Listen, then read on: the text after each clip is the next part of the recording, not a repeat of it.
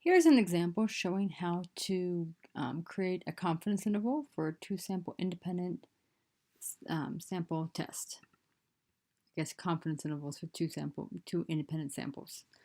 So first thing, of course, is to type the data into R.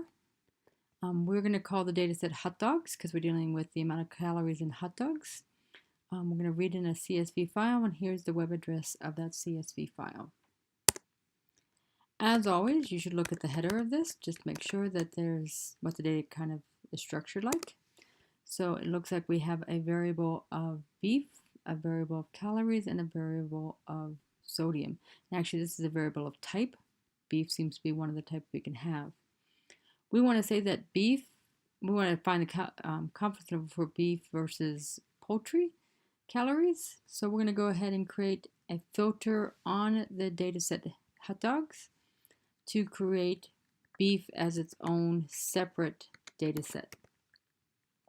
So I'm going to just call it beef. I'm going to do it on the data set hot dogs. And remember, I use a little bracket and I say I want the hot dogs data set and to use the type variable, and I want it to pull out all of the beef variables, beef type. And I've just done that, and then we'll do the exact same thing with poultry. So we're again using the hot dogs data set, and we're going to do the variable hot dogs and type. And we want to pull out the type poultry.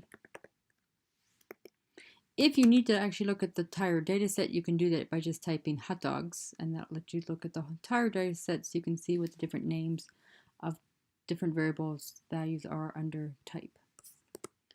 And I just did the one for poultry. The confidence interval has similar assumptions to the hypothesis test. So you do have a normality assumption, so you will have to do a histogram, a QQ norm plot, and a box plot of both the beef and the poultry separately, not together but separately. So you do one for all three of those for beef, and then you do all three of those for poultry. See the video in the example on creating a test statistic and a hypothesis test for a two-sample independent test in R to see how to do those. We're just going to go ahead and go straight to doing the confidence interval. And again, in R, all of these are done with a t.test or whatever .test. We're doing a t-test, so we're going to do t.test. We're going to use the data set beef. We want to pull out the variable calories from that. And then we're going to use the variable poultry that we just created. I'm going to use again the variable calories. Since we're doing a confidence level, we're going to do conf.level equals, and then put in what confidence level you want. We want a 95% confidence level. So we're going to go ahead and type that in. Sorry about that. And then we're just going to hit enter. And there it is. So we do know that we did the right test because it says Welch's two-sample t-test. And that's what this was for. It does tell us what data we use. We use beef calories and poultry calories. It gives us the t and the degrees of freedom and the p-value because it doesn't know which one we want to do. You know you did the right confidence interval because it is saying it was doing the t-test on the is not equal to 0. The difference means is not equal to 0. And then it gives you a 95% confidence interval.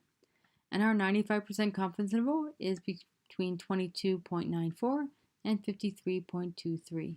It also gives you the individual sample means for the X and Y, or X1 and X2 as we call them. You can now copy and paste it into Word, and that's all there is to it.